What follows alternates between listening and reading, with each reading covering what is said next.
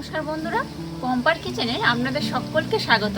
আজকের আমি আপনাদের সাথে শেয়ার করব একটা মিষ্টির রেসিপি। আমরা যে কোনো অনুষ্ঠানে সবসময় দোকান থেকে মিষ্টি কিনে খাই, কিন্তু বাড়িতেই যদি একটু সময় দেওয়া যায় তাহলে খুব কম সময়ে বাড়িতেই আমরা বিভিন্ন ধরনের মিষ্টি বানিয়ে নিতে পারি, দোকান থেকে আর কিনতে হয় না। তাই আজ আমি আপনাদের সাথে শেয়ার করব ল্যাংচা রেসিপি। আপনারা বাড়িতে অবশ্য আমার মতো করে একবার হলেও ট্রাই করবেন আর আমাকে কমেন্ট করে জানাবেন কেমন লাগলো। তাহলে চলুন শুরু করা যাক আজকের রেসিপি। দেখুন, সুজির ল্যাংচা বানানোর জন্য আমি এখানে 1.5 কাপ সুজি নিয়েছি। আমি এখানে এই কাপটা মাপ করে এই 1.5 কাপ সুজি নিয়েছি। এবার এই সুজিটাকে আমি মিক্সির জারের মধ্যে দিয়ে দিলাম। মিক্সির জারের মধ্যে এই সুজিটা দিয়ে সুজিটাকে আমি হালকা ব্লেন্ড করে নেব। সুজিটাকে ব্লেন্ড না করলেও হবে, কিন্তু সুজিটাকে হালকা করে ব্লেন্ড করে নিলে আমি যে ল্যাংচাটা বানাবো সেটা একদম পারফেক্ট ল্যাংচা হবে। দেখুন, সুজিটাকে আমি প্রায় 60% ব্লেন্ড করলে যেমন হয় সেইভাবে ব্লেন্ড করে নিয়েছি। গ্যাসটা জেলে দিয়ে আমি একটা ফ্রাই প্যান বসিয়ে দিয়েছি। এই ফ্রাই প্যানের মধ্যে আমি দিয়ে দিলাম যে সুজিটা ব্লেন্ড করলাম সেই সুজিটা। গ্যাসের ফ্লেমটাকে লো রেখে সুজিটা আমি একটু ভালো করে নাড়াচাড়া করে নেব। গ্যাসের ফ্লেমটাকে লো রেখে 2 মিনিট ধরে সুজিটা আমি একটু ভালো করে নাড়াচাড়া করে নিয়েছি। এবার এটাকে আমি নামিয়ে নেব। আবারও আমি একটা ফ্রাই প্যান বসিয়ে দিয়েছি। গ্যাসের ফ্লেমটাকে লো রেখে এর মধ্যে আমি দিয়ে দিলাম 1 চামচ ঘি। ঘিটাকে একটু ভালো করে এইভাবে গুলে নেব। দেখুন, ঘিটা আমি খুব ভালো করে গরম করে নিয়েছি। এবার এর মধ্যে দিয়ে দেবো এই কাপের মাপ করে 3 কাপ দুধ। আমি যেহেতু 1.5 কাপ সুজি নিয়েছি তাই আমি এখানে 3 কাপ দুধ ব্যবহার করব। যতটা আপনারা সুজি নেবেন তার ঠিক ডবল দুধ এখানে ব্যবহার করতে হবে। প্রথমে দুধটাকে একটু ভালো করে ফুটিয়ে নেব। দুধটা ফুটে উঠেছে। এবার এর মধ্যে দিয়ে দেব এই চামচের 1 চামচের একটু কম চিনি। চিনিটা দেখুন আমি ভালো করে আগে থাকতে ব্লেন্ড করে রেখেছি। আপনারা এর পরিবর্তে যদি গোটা চিনি ব্যবহার করেন তাহলে কোনো সমস্যা নেই। আর দিয়ে দিলাম সামান্য পরিমাণে এলাচ পাউডার। চিনি আর এলাচ পাউডার দেওয়ার পর আবারও দুধটাকে একটু ভালো করে নাড়াচাড়া করে নিতে হবে। এবার এর মধ্যে আমি দিয়ে দেব যে সুজিটা ভেজে রাখলাম সেই সুজিটা। সুজিটা আমি একেবারে একসাথে সবটা দেব না, অল্প অল্প দেব আর এটাকে কন্টিনিউ এইভাবে নাড়তে থাকবো।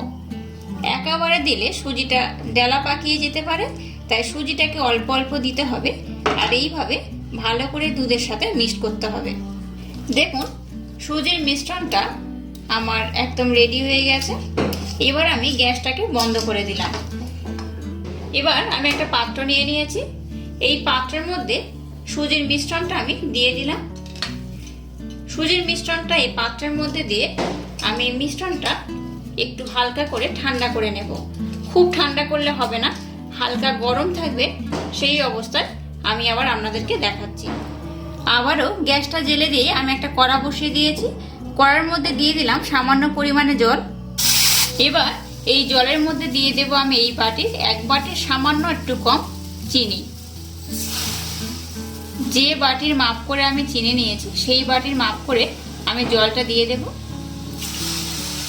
আমি যেহেতু এখানে 1 বাটির একটু কম চিনি ব্যবহার করেছি, সেহেতু ওইভাবে মাপ নিয়ে আমি এখানে 2 বাটি জল ব্যবহার করব।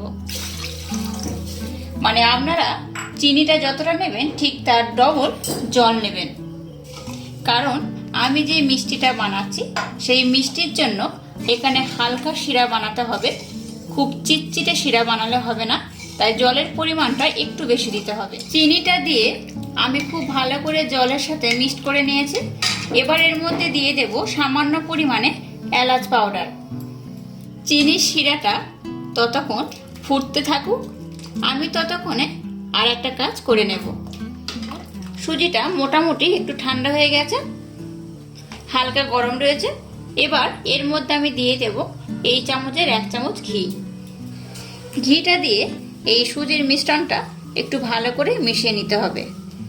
ঘিটা দিয়ে সুজিটা আমি খুব ভালো করে মাখিয়ে নিয়েছি। এবার এর মধ্যে দিয়ে দেব এই চামচের 1 চামচ ময়দা। দেখুন আমি এখানে খুব বেশি ময়দা ব্যবহার করছি না, এই চামচের 1 চামচ ময়দা। আর এখানে দিয়ে দেব 1 চামচ গুঁড়ো দুধ। দেখুন এইরকম চামচ আমি ব্যবহার করেছি, সেম চামচ, এই চামচের 1 চামচ ময়দা আর 1 চামচ গুঁড়ো দুধ। ময়দা আর গুঁড়ো দুধটা দিয়ে সুজিটাকে আবারও আমি খুব ভালোভাবে মিক্সড করে নেব। দেখুন সুজির মিশ্রণটা আমি খুব ভালো করে মিশিয়ে নিয়েছি। সুজির মিশ্রণটা খুব কিন্তু টাইট করবেন না, তাহলে মিষ্টিগুলো খুব একটা ভালো হবে না। একটু এইরকম নরম থাকবে, তবে কিন্তু যে ল্যাংচাগুলো বানাবো সেগুলো খুব সুন্দর হবে। চেষ্টা করবেন সবসময় সুজির মিশ্রণটা যেন একটু নরম থাকে।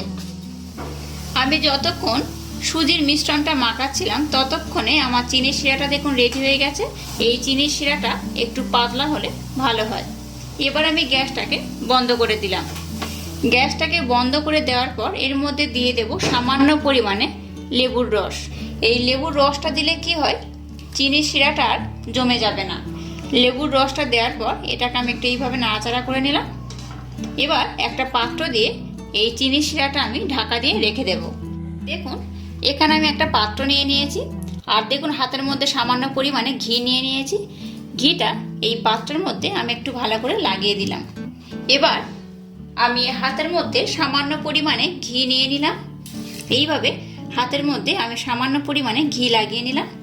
এবার যে মিশ্রণটা বানিয়েছি এখান থেকে অল্প অল্প নেব, হাতের মধ্যে এইভাবে একটু চেপে চেপে গোল করে নেব, নিয়ে এটাকে ল্যাংচা শেপ দেব। আপনারা ল্যাংচাগুলো চাইলে বড় করতে পারেন, আবার ছোটও বানাতে পারেন।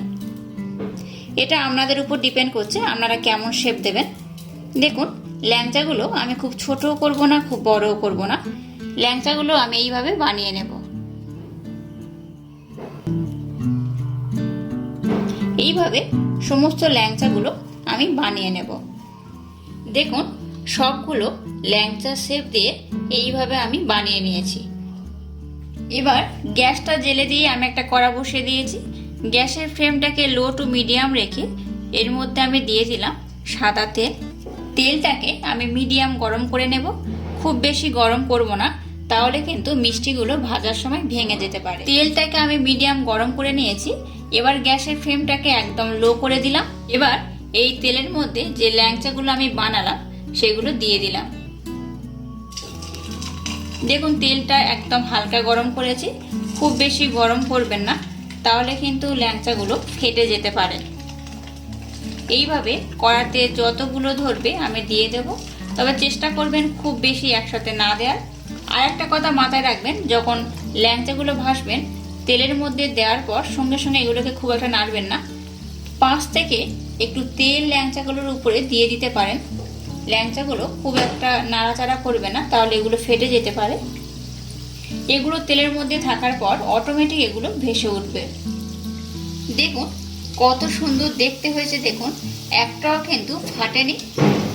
এইভাবে আমার মতো করে অবশ্যই একবার হলেও ট্রাই করবেন, দেখবেন একটাও ফাটবে না, কত সুন্দর হয়েছে। দেখুন এগুলোকে লাল লাল করে ভাজতে হবে, আর এগুলোকে একটু আলতোভাবে উল্টে পাল্টে ভাজবেন, নতুবা একদিকে বেশি লাল হয়ে যাবে, অপরদিকে কম লাল থাকবে। কত সুন্দর একটা কালার এসছে, দেখুন ল্যাংচাগুলো দারুণ কালার এসছে। আমি এবার এগুলোকে উঠিয়ে নেব। দেখুন বাকি ল্যাংচাগুলো এইভাবে আমি তেলের মধ্যে দিয়ে ভেজে নেব।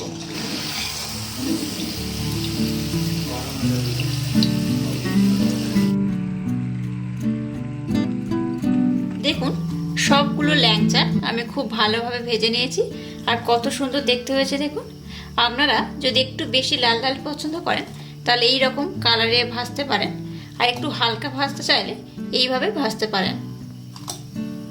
চিনির শিরাটা ঠান্ডা হয়ে গিয়েছে, তাই চিনির শিরাটাকে আমি আরেকবার গ্যাসের মধ্যে বসিয়ে দিলাম।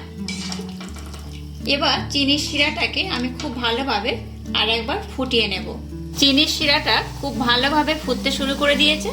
এবার আমি গ্যাসটাকে বন্ধ করে দিলাম। গ্যাসটা বন্ধ করে দিয়ে এর মধ্যে যে ল্যাংচাগুলো আমি ভেজে রাখলাম সেগুলো দিয়ে দেব। দেখুন ল্যাংচাগুলো যদি চিনির শিরার মধ্যে এইভাবে ভেসে থাকে তাহলে জানবেন ল্যাংচাগুলো একদম পারফেক্ট হয়েছে।